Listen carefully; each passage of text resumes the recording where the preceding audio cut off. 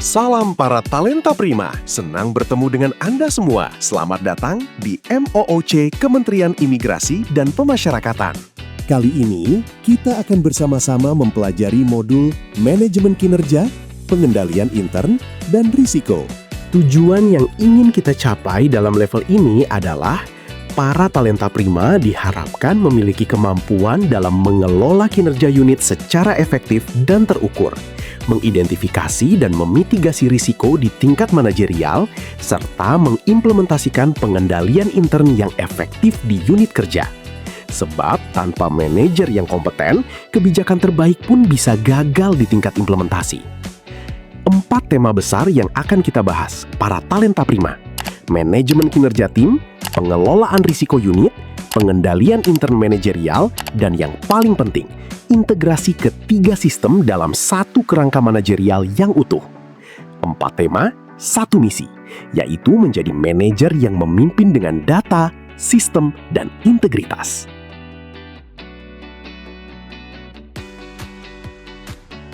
Ada satu pertanyaan yang perlu dijawab jujur. Apakah cascading kinerja di unit kerja sudah benar-benar efektif? Cascading yang efektif bukan hanya soal menurunkan angka dari satu tabel ke tabel lainnya. Ia membutuhkan 3 hal yang sering diabaikan. Koherensi vertikal, artinya indikator di setiap level harus benar-benar terhubung secara logis.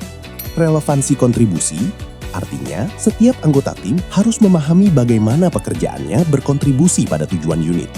Dan proporsionalitas beban, yaitu distribusi target harus adil, tidak hanya dibebankan pada orang yang paling mampu. Bila ada masalah pada aspek ini, indikator menjadi tidak relevan, target tidak realistis, benang merah terputus. Tanggung jawab manajerial yang paling sering dilalaikan adalah dialog kinerja. Bukan karena manajer tidak mau, tetapi karena jadwal yang padat dan asumsi bahwa bawahan sudah tahu yang diharapkan. Padahal, ekspektasi yang tidak dikomunikasikan dengan jelas adalah salah satu penyebab utama kegagalan kinerja. Ada 3 momen kritis dalam siklus dialog kinerja. Dialog awal tahun.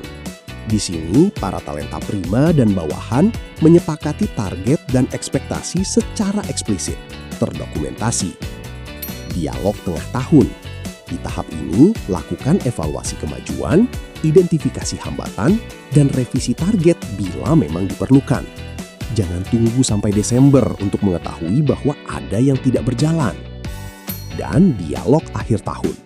Pada fase ini dilakukan evaluasi komprehensif yang disertai umpan balik pengembangan yang bermakna. Talenta prima. Salah satu tugas manajerial yang paling menantang adalah mengelola kinerja yang bermasalah. Dan tantangannya bukan pada apakah kita berani mengambil tindakan. Tantangannya adalah apakah kita mengambil tindakan yang tepat. Karena ada 3 jenis akar masalah yang berbeda dan membutuhkan intervensi yang berbeda pula. Ability gap. Pegawai tidak bisa karena belum punya kompetensinya. Jawabannya, pelatihan, coaching, dan pendampingan. Motivation gap. Pegawai sebenarnya bisa, tetapi tidak mau.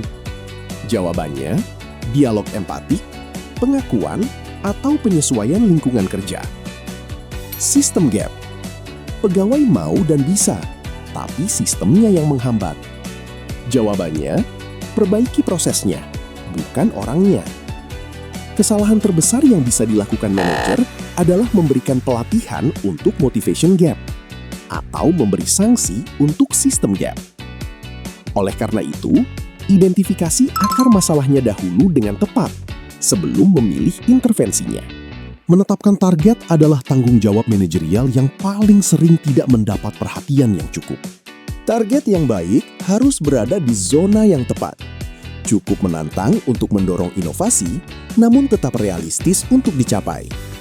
Target yang terlalu mudah tidak mendorong pertumbuhan apapun. Target yang terlalu tinggi menurunkan motivasi dan menimbulkan rasa putus asa. Keduanya merugikan tim.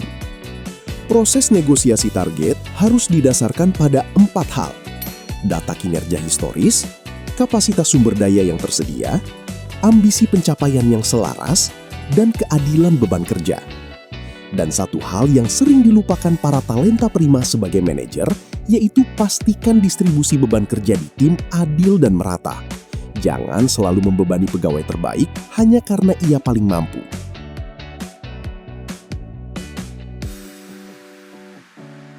Talenta prima. Di level manajerial, tugas kita dalam manajemen risiko berubah. Bukan lagi hanya mengisi register risiko sendiri. Tugas kita adalah memimpin proses identifikasi risiko bersama seluruh tim. Ada 5 teknik yang bisa para talenta prima gunakan secara bergantian atau kombinasi. Brainstorming terstruktur, kumpulkan tim, buat suasana aman untuk mengemukakan risiko tanpa dihakimi. Analisis dokumen, buka laporan audit lama, dan rekap insiden. Risiko yang pernah terjadi berpotensi terulang. What if analysis, tanyakan apa yang bisa salah di setiap proses kritis.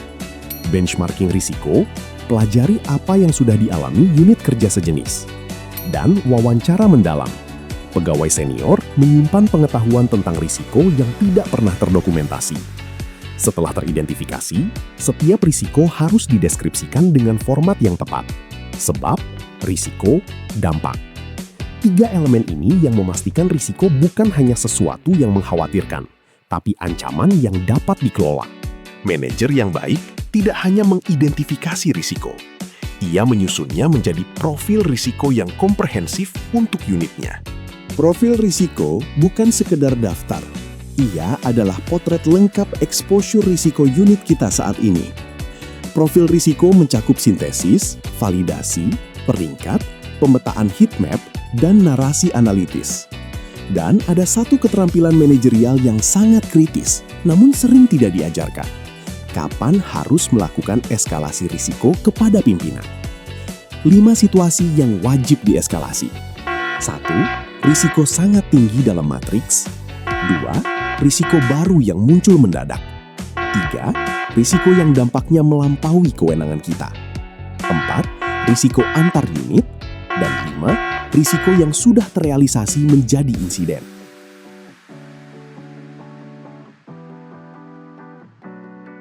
Di level 2, kita mengenal SPIP dan 5 komponennya. Di level 3, tanggung jawab kita lebih dalam, mengevaluasi seberapa efektif pengendalian intern di unit kita sendiri. Dan kita tidak harus menunggu audit untuk mengetahuinya.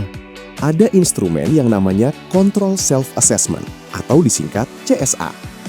CSA memungkinkan manajer dan tim untuk secara mandiri menilai efektivitas pengendalian. Ada 3 pendekatan yang bisa dipilih sesuai konteks. Workshop-based untuk mendapat perspektif beragam dari seluruh tim, survey-based untuk efisiensi dan anonimitas pada isu yang sensitif, atau management analysis untuk pemantauan rutin yang cepat. Pengawasan melekat atau waskat adalah bentuk pengendalian intern yang paling langsung dan paling fundamental.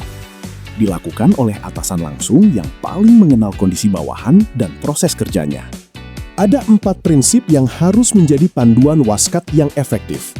Objektivitas, yaitu dasarkan pada fakta dan data, bukan pada intuisi atau simpati. Konsistensi, di mana waskat harus rutin, bukan hanya muncul saat ada kunjungan dari atas. Proporsionalitas, di mana intensitas pengawasan disesuaikan dengan level risiko kegiatan. Dan yang paling penting, konstruktivitas. Waskat bukan alat untuk menghukum, ia adalah instrumen untuk memperbaiki.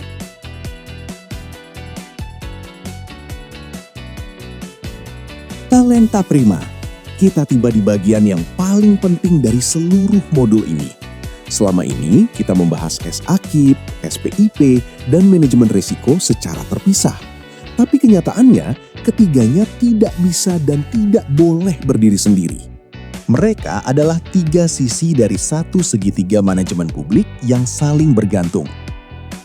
Tanpa SPIP yang kuat, kinerja yang dicapai tidak bisa dipercaya kualitasnya.